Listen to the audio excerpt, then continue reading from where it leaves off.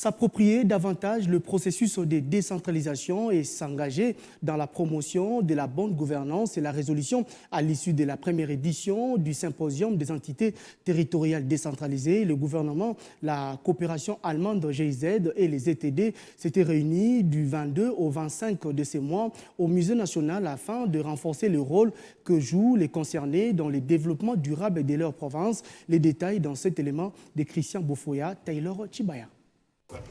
Une première édition du Symposium national des entités territoriales décentralisées qui a réuni les acteurs concernés afin de renforcer le rôle qu'ils jouent dans le développement durable de leur province, ainsi que leur implication pour assurer la bonne prise en charge de l'environnement, des ressources naturelles et des processus démocratiques. À l'issue de cette rencontre de 4 jours, des recommandations ont été formulées à tous les niveaux, notamment au gouvernement, d'accompagner les provinces et les ETD dans le développement de capacités en planification régionale et de faire appliquer les décisions du Forum national sur la décentralisation.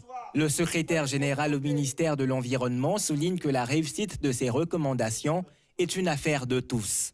Aussi longtemps que les ETD fonctionnent, sont opérationnels, nous allons parler des vrais développements dans notre pays. Aux autorités provinciales, elles doivent s'approprier les principes de la décentralisation et développer des valeurs pour un exercice conforme de la libre administration, de gestion des ressources propres. Présentons nos très sincères remerciements à notre gouvernement de la République démocratique du Congo, à la GIZ pour cette occasion qui nous a permis d'échanger d'expériences et d'apprentissage réciproques sur la décentralisation, la bonne gouvernance, la planification participative de PEDEL, ainsi que la gestion responsable des ressources naturelles.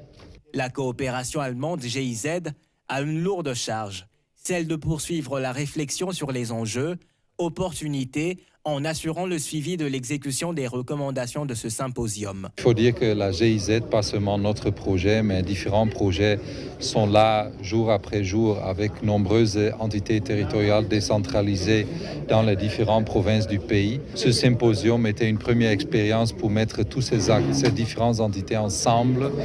Nous espérons d'abord que cela permet d'avancer et pourquoi pas dans un autre moment organiser une deuxième symposium pour s'assurer que le progrès qu'on veut obtenir soit vraiment atteint.